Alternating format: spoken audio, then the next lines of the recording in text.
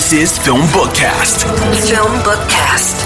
FilmBookCast, the official podcast of FilmBook. Get ready for the latest in film news, TV show news, and theatrical reviews. FilmBook's podcast starts now. Hello everyone, and welcome to FilmBookCast, the official podcast of FilmBook. My name is Chris Banks. If you're tuning in to FilmBookCast for the first time, what I do on this podcast is discuss the latest film and TV show news, as well as review an in-theater film. You can find more FilmBookCast on film-book.com by using the search term FilmBookCast. You can also email us at podcast@film-book.com. with FilmBookCast in the subject line. Let's jump right into it this week. Now let's check out some TV trailers from this week. An exciting new upcoming series from Hulu is something that has gone viral over last summer. Pam and Tommy finally dropped its first trailer. Sebastian Stan is playing Tommy Lee, and Lily James is playing Pamela Anderson. Seth Rogen and Nick Offerman are also in this. Seth Rogen executive produces the series. It'll debut in February on Hulu. Check out the trailer. It looks really good. I can't believe how great they look in character. Not to mention, it was really a turning point in American culture. Like this event, the internet invading privacy. This was really the first time that it happened in the celebrity context. So the series is very good time.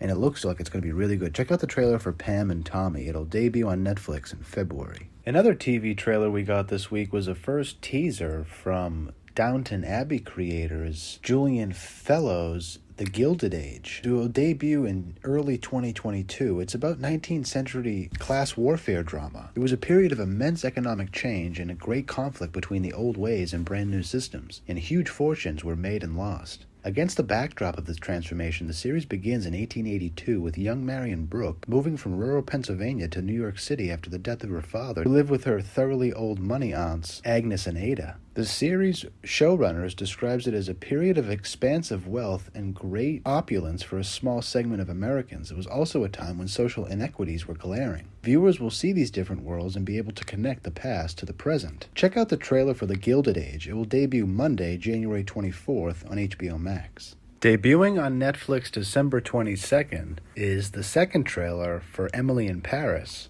They just dropped the new trailer, and this season looks really cool. It just gives me like the Sex and the City vibes. Now more entrenched in her life in Paris, Emily's getting better at navigating the city, but she's still struggling with the idiosyncrasies of French life. After stumbling into a love triangle with her neighbor and her first real French friend, Emily is determined to focus on her work, which is getting more complicated by the day.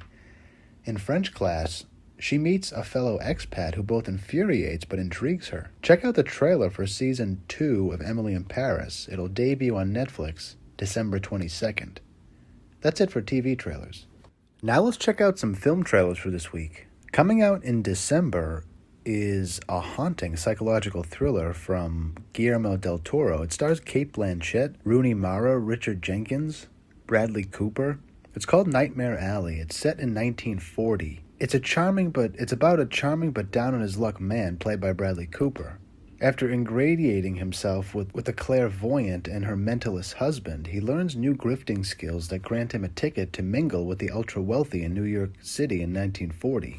This puts him in conflict with a mysterious psychiatrist played by Cate Blanchett and a dangerous tycoon played by Richard Jenkins, all while the virtuous young woman named Molly, played by Rooney Mara, is at his side. The trailer looks impeccable. I mean, Del Toro is the master of the craft of film. Check out the trailer for Nightmare Alley. It'll debut December 10th in theaters.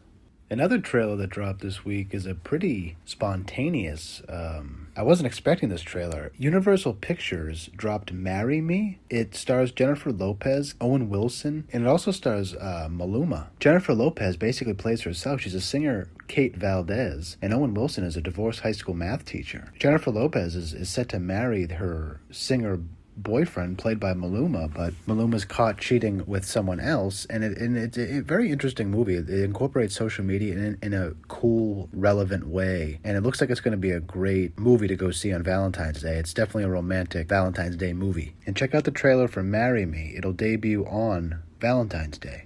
The last movie trailer we'll talk about this week, probably under your radar, but it won at Cannes last year. The title is Last Words. It's 2085, and a young man, one of the few survivors of the human community of old, embarks on a long voyage to find others. It stars Nick Nolte, Stellan Skarsgård, Charlotte Rampling. It'll be in theaters December 17th. It looks like a very beautiful, timely movie about humanity. It looks really good. Check out the trailer for Last Words. It'll be in theaters December 17th. That's it for film trailers. This week in streaming news, Viacom CBS claims that Paramount Plus had its most successful week ever, adding 1 million subscribers to its already healthy subscriber base. No real details were given for the increase in subscriptions, but Paramount Plus has had a healthy dose of releases recently and will have even more going forward, so exciting news for Paramount Plus fans. Now let's check out some new releases on streaming this week. Season 1 of Cowboy Bebop is now available on Netflix. It's an oddball mix of science fiction, western, comedy, and jazz. John Chu Mustafa Shakir star as Spike and Jet, bounty hunters who get tied up with all sorts of planet-hopping criminals, causing all sorts of destruction through violent shootouts along the way. Season 1 of Cowboy Bebop is now available on Netflix. Season 2 of The Great is now available on Hulu. Tony McNamara's The Favorite Flavored Royal Remix is back for Season 2, and it finds Catherine finally reclaiming the Russian throne and owning her title as Catherine the Great. Season 2 of The Great is now available on Hulu. Fans of Will Smith will be excited as King Richard is now available on HBO Max and in theaters. There's been a lot of buzz about this performance. He plays Richard Williams, the dad of famed tennis star Venus and Serena, who helped build them up into accomplished athletes dominating the sport today. King Richard is now available on HBO Max and in theaters. Tick, Tick, Boom, the highly anticipated Lin-Manuel Miranda musical, is now available on Netflix. It stars Andrew Garfield as a struggling playwright who's anxious that he hasn't accomplished enough by his upcoming 30th birthday. Vanessa Hudgens and Bradley Whitford also star in the film. Tick, Tick, Boom is now available on Netflix. Rounding out the week in streaming news is Black and Missing. What the media has failed to do, this series tries to do. Remember when the country was absorbed in the missing persons case of Gabby Petito? She wasn't the only person who was missing at the time, and the fact that media latched onto one story drew backlash for a racial bias. Where was the coverage of all the missing minority women? That's what the HBO docuseries Black and Missing follows Derica and Natalie Wilson, sister-in-laws and founders of the Black and Missing Foundation, an organization that brings awareness to Black missing persons cases. 2 episodes aired this week, and the final episode will air next week. Black and Missing is now available on HBO Max. This week in TV news, Amazon has ordered a dark comedy workplace series starring Christopher Waltz. The Oscar winner is set to star and executive produce The Consultant, which comes from The Servant creator Tony Basgalup. It explores a sinister relationship between a boss and an employee, asking how far he will go to get ahead and to survive. It's inspired by Bentley Little's 2015 novel, a satire that centered around Mr. Paytoff, a bow-tie-wearing consultant who comes to the rescue of Compware after a prominent merger falls through and soon, seemingly, starts running the company. Seems like it's going to be equal parts humor and thrilling. We'll keep up with news about The Consultant. Some more TV news is it seems NBC is developing a drama, The Santos of Chicago, from Jorge Reyes, Pharrell Williams, and Ben Silverman of Propagate. The Santos of Chicago, loosely based on members of Reyes' family, is described as This Is Us / Brothers and Sisters meets The West Wing. Very interesting. It follows the lives and loves of 6 Afro-Latinx siblings, led by the 2 eldest sisters who during their insurgent run for Congress will become the Latina Jack and Bobby Kennedy. This leads their siblings to pursue success in their own fields, leading them on a surprising, tumultuous journey as their ordinary family transitions into an American dynasty. Executive producing the show is Silverman, Howard Owens, and Rodney Farrell of Propagate Content. Very exciting TV news from NBC. Finally this week, rounding out the week in TV news is exciting news for classic ABC fans. Do you remember the sitcom Different Strokes and the Facts of Life? Well, they're getting remakes. Jimmy Kimmel announced this week that John Lithgow will play Mr. Drummer in Different Strokes, Kevin Hart will play Arnold, Damon Wayans will play Willis, Ann Dowd will play Mrs. Garrett, and the Facts of Life cast will be announced later. If you remember, Different Strokes ran on NBC from 1978 to 1985. And The Facts of Life was a spin-off series that centered around the Drummonds' first housekeeper, Mrs. Garrett. What's interesting about the remakes is that they'll be filmed in front of a live studio audience, and it will premiere on NBC on December 7th from 8 to 9:30. This week in film news is some exciting news about an upcoming Martin Scorsese and Apple TV film. Jonah Hill has been tapped to star as Grateful Dead frontman Jerry Garcia in a yet untitled biopic. It's set to be directed by Martin Scorsese in coordination with Apple TV. The writers of this film will be American crime story impeachment writer Scott Alexander and Larry Krasinski. The last time Hill and Scorsese worked together was, of course, The Wolf of Wall Street, and we'll keep up with news about this Apple film. Apple is also producing Scorsese's next film, Killers of the Flower Moon, which Paramount will distribute theatrically. Another piece of exciting film news, fans of Under Siege will be excited as a reboot is in the works for Warner Brothers and HBO Max. The 1992 Steven Seagal action film is getting a reboot. Omar Alem is writing the script. The original stars Steven Seagal as Casey Ryback, an ex-Navy SEAL turned cook who is the only person who can stop a group of terrorists when they seize control of a U.S. battleship. It's unknown if Seagal will have any role in this version, but the original grossed $156 million at the worldwide box office, and it led to a sequel, Under Siege Part 2, Dark Territory. The director first broke out directing VHS and Safe Haven. We'll keep up with news as HBO Max lets us know what's up with the Under Siege reboot, but very exciting news for fans of Under Siege. Rounding out the week in movie news is some casting news as Annabella Sciorra is set to star in Fresh Kills, a fresh take on the world of organized crime. Jennifer Esposito is writing and directing the movie, and she'll also act alongside Sciorra. Inspired by the director's upbringing in Staten Island, Fresh Kills tells the suspenseful story about the loyal woman behind the mob men who loomed over New York City in the late 20th century. Sciorra will play a widow named Christine, and Esposito will play her protective older sister, Francine. The film is a first to be funded exclusively by fan investors. It's a very groundbreaking thing to do for the Fresh Kills star, as Esposito's on-screen credits include Crash, Taxi, Blue Blood, and she was motivated to use the unusual financing methods in an effort to upend the inequitable systems she experienced in the entertainment industry. We'll keep up with news as Fresh Kills sounds like it's going to be a very exciting film. That's it for film news. All right. Time for this week's movie review. For this week's movie review, we're checking out Last Night in Soho, directed by Edgar Wright. It stars Anya Taylor-Joy, Thomasin McKenzie, Matt Smith, Diana Rigg, and many others. Chung Hoon Chung is the cinematographer for Last Night in Soho. I want to mention that, and you'll understand why as we go through it. An aspiring fashion designer is mysteriously able to enter the 1960s, where she encounters a dazzling wannabe singer. However, the glamour is not all it appears to be, and the dreams of the past start to crack and splinter into something far darker. Last Night in Soho came out October 29th. It took me a while to go see it in theaters, but boy am I glad I did. It's a psychological thriller from Edgar Wright. He brought us Shaun of the Dead, Scott Pilgrim vs. the World. I had no idea that this was the director of Last Night in Soho. A totally different turn for him, and I want to go back and kind of rewatch his movies, because Last Night in Soho is, for what it is, because it's a very unique movie, the way it's presented, and you could tell from the trailer that it was going to be something interesting and cool, and I am happy to report it's a very, very good movie. It's well worth your time to go see it in theaters. I'm not sure for how long it's going to still be in theaters, but please go check out Last Night in Soho.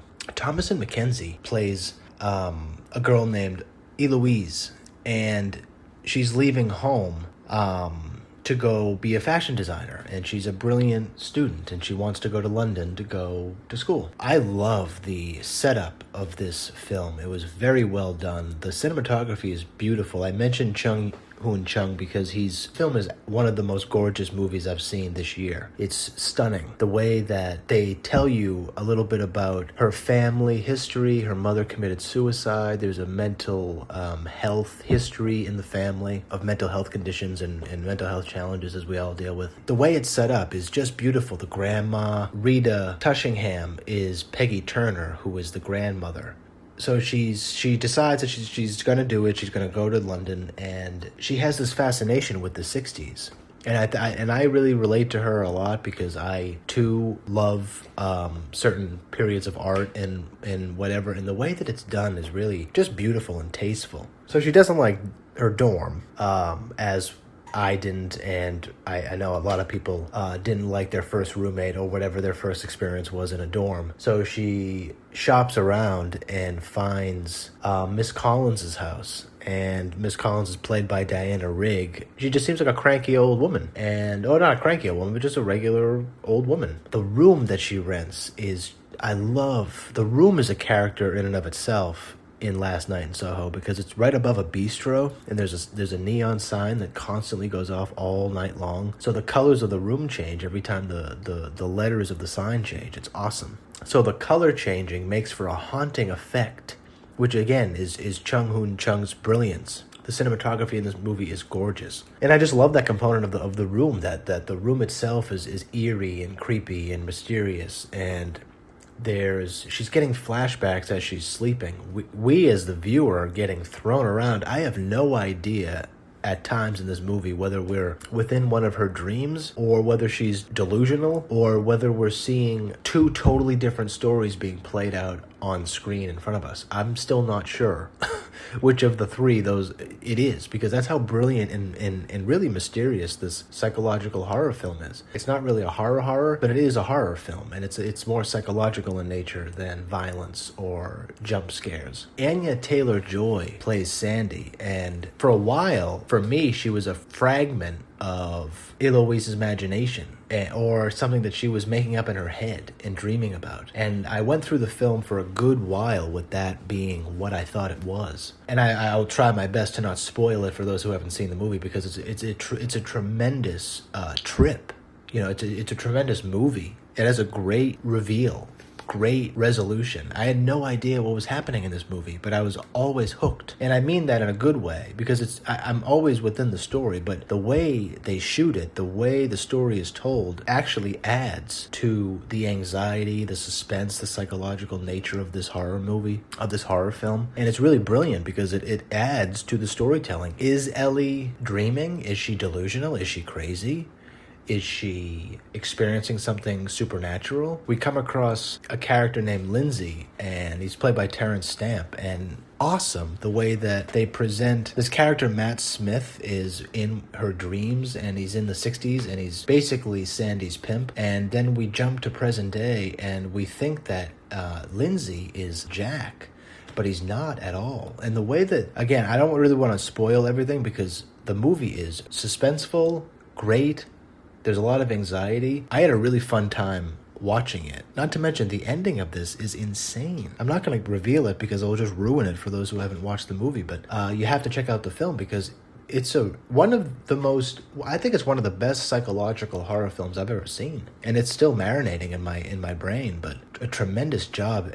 Anya Taylor-Joy is absolutely stunning, and these scenes in this film are just beautiful, tremendous. And Edgar Wright, to have directed it, I really am very excited to see what he comes out with next, because this is a totally left field kind of move for him, and just based on what he's done recently in the past. And wow, is this a well done film. I was floored by how good it is. And again, I haven't even given out the best part of it, which is the very end, and I'm not going to, because I really want you to see the movie. Everybody does a tremendous job. I mean, Diana Rigg is awesome. Matt Smith is just the best kind of good-looking bad boy. It's just a really well done job. Thomasin McKenzie I love her. I have to watch whatever else she's in, because she is so good. And Anya Taylor-Joy is beautiful and touching and tremendous singer. And the film